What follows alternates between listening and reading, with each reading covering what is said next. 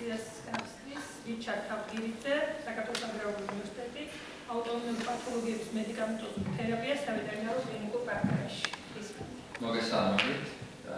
როგორც ქალბატონმა ეკამახიჩა ჩემი პრეზენტაციის თემა იქნება ავტოიმუნური დაავადების ვეტერინარული თერაპია ვეტერინარულ კლინიკურ პრაქტიკაში. მოკლედ მივიხილავ თუ რა იქნება შევეხები. პირველ რიგში ძირითად მიზნებს განვიხილავ, რაც ზოგადად ავტოიმუნური დაავადების თერაპიებში და ასევე ალერგიულ დაავადებებშიც არის მთავარი მიზნები. მიმოვიხილავ აგრეთვე პირველი ხაზის და მეორე ხაზის თერაპიულ მეთოდებს, მედიკამენტებს, შედარებით ნაკლებად გავრცელებულ თერაპიულ საშუალებებს და მოგვერდით ეფექტებს და მონიტორინგის მეთოდიკას.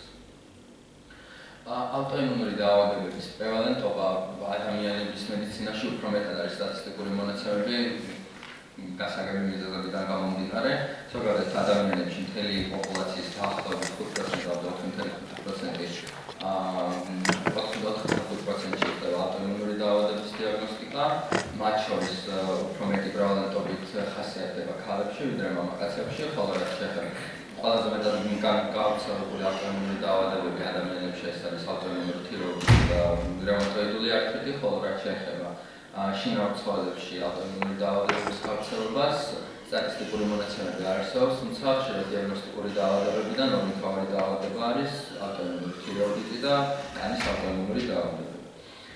ავტოიმუნური დაავადებების ორი საზოგადოებრივი ჯგუფი არსებობს, იმის მიხედვით თუ რა ტიპის და რამდენი ორგანოს ავტოანის სხეული წარმოიქმნება, ეს არის ორგანოსპეციფიკური ავტოიმუნური დაავადებები, რომლებიც კონკრეტულად ერთ ორგანოს აზიანებენ, მაგალითად ფარისაბრჯილყვალს, კუნთების ავტოიმუნური დაავადება, თავის ტვინი და ასე შემდეგ. ხოლო რაც შეეხება სისტემურ ავტოიმუნურ დაავადებებს, ესეთია მაგალითად რევმატოიდული პოლიართრიტები, სისტემური წითელი მგლურა და სხვა ტიპის დაავადებები, რომლებიც მრავალ სხვადასხვა ორგანოს მიწვევს.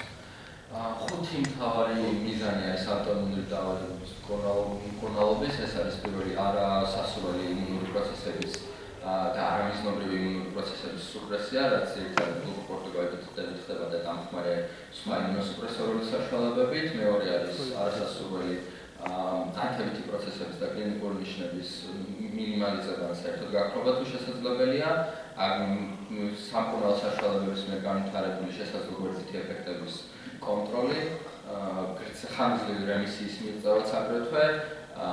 პარალელურად მთავარია, რომ თუ გლუკოკორტიკოიდებს ვიყენებთ, რაც შეიძლება მინიმალური თერაპიული დოზა იქნას გამოყენებული და ბოლოს უკვე ჯიშის დაავადების ტიპის, თამდები დაავადებების და სხვა ფაქტორების გათვალისწინებით ინდივიდუალური თერაპიის შეთავაზება ცხოველისთვის.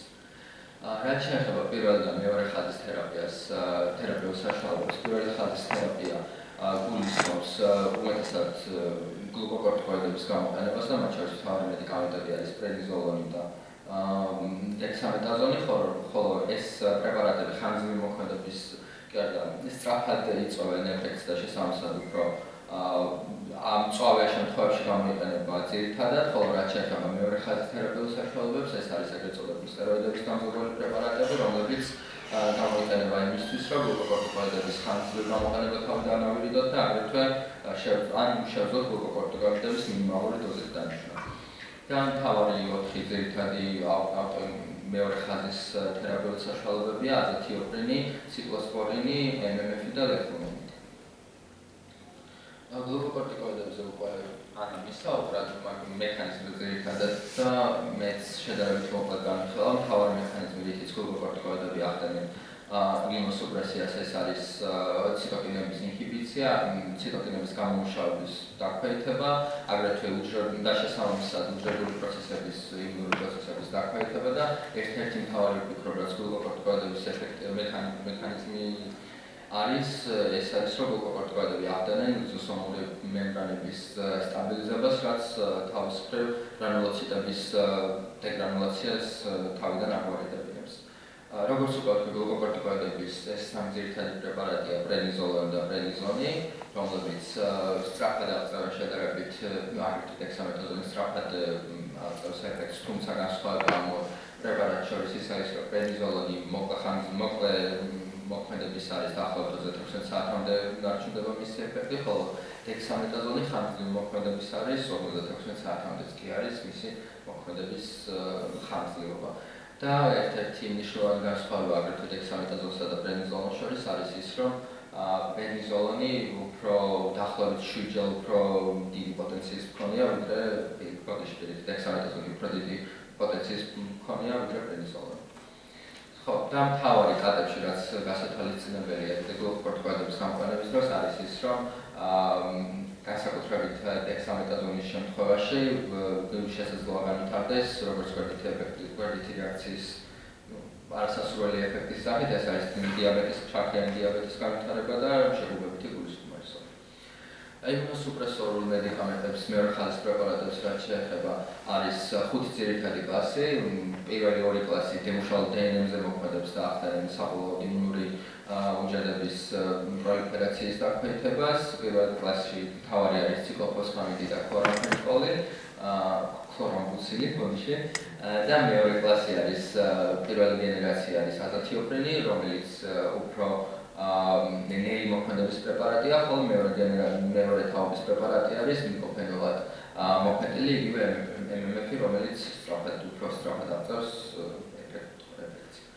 შემდეგი კლასები არის პირიმიდინების ინჰიბიტორები, ეს არის ლულაფლუმამიდი, რომელიც საბოლოოდ ლიმფოციტების პროლიფერაციას აქვეითებს, შემდეგ კალცინამინის ინჰიბიტორი, მთავარი წარმომადგენელი ამ კლასის არის ციკლოსპორინი, რომელიც მთავარი პრეპარატია, რომელიც ციკლოსპორინების ჯგუფიდან გამოიყენება ვეტერინარულ პრაქტიკაში და ბოლო არის მაკროფაგების ინჰიბიტორი.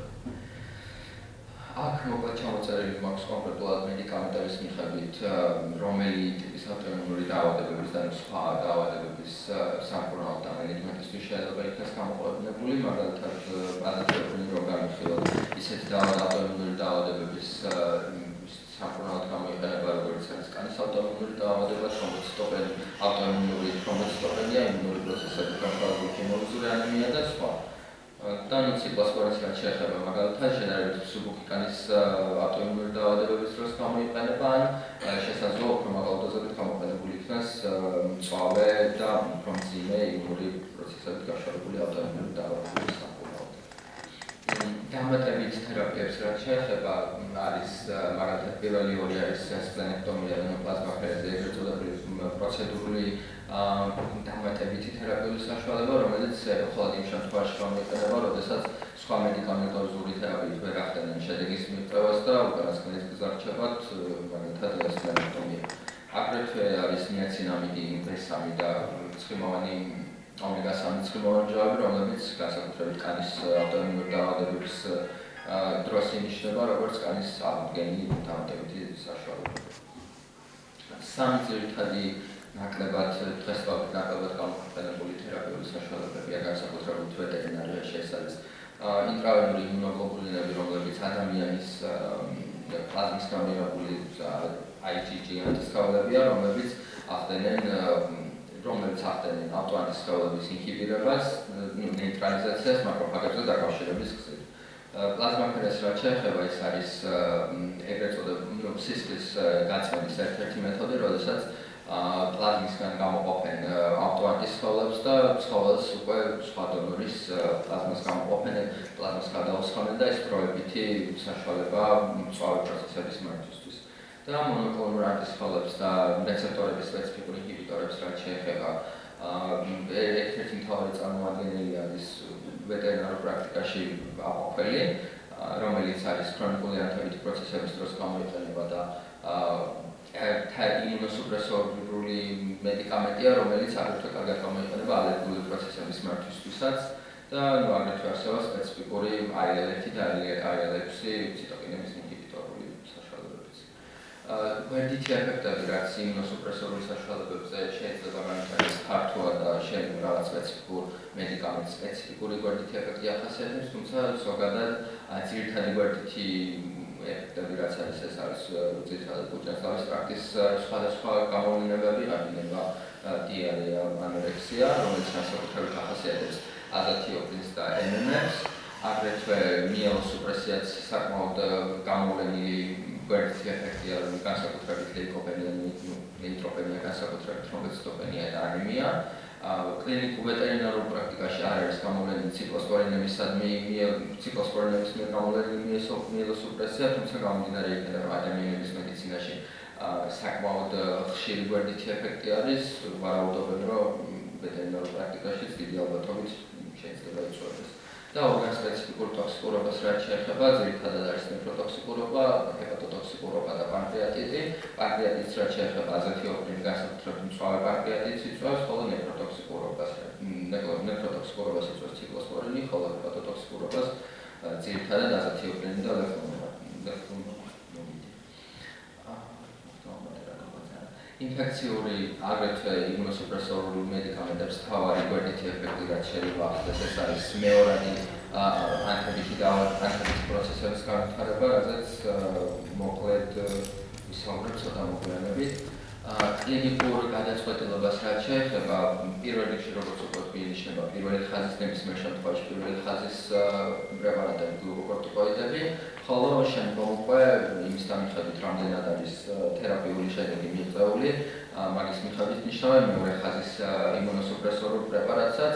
მეორე ხაზის იმუნოსუპრესორული პრეპარატები ნიშნება მაშინაც, როდესაც სურს გლუკოკორტიკოიდების გვერდითი ეფექტების მინიმალიზაციისთვის გლუკოკორტიკოიდების დოზის დაწევა და აგრეთვე კატებში განსაკუთრებით შესაძლებელია მხოლოდ გლუკოკორტიკოიდების თერაპიით ავტოიმუნური დაავადებების მკურნალობის მიღწევა, გამომდინარე იქიდან, რომ უფრო მეტად მგრძნობიარენი არიან გლუკოკორტიკოიდებისათვის, ხოლო რაც შეეხება ძაღლებს, ძირითადად ავტოიმუნური დაავადებების დროს გვიწევს პარალელურად მეორე ხაზის პრეპარატების დანიშნვაც.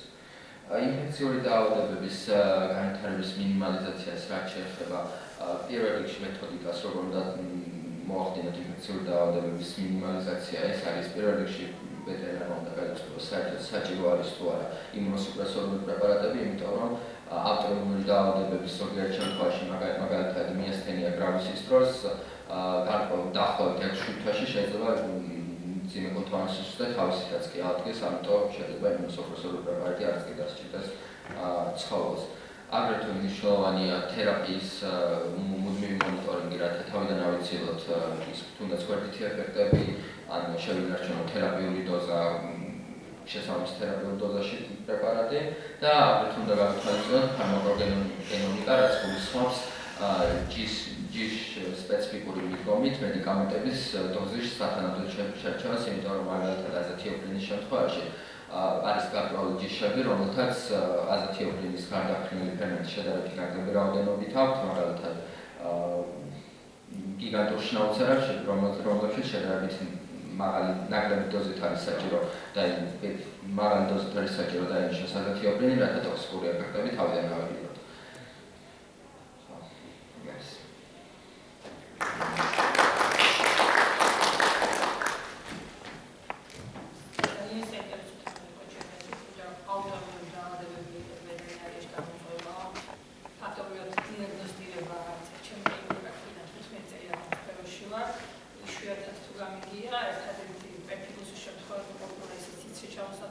სისტემური თეორიული სულურჯე და შესაბამის დიაგნოსტიკას და თუ სამე იქნება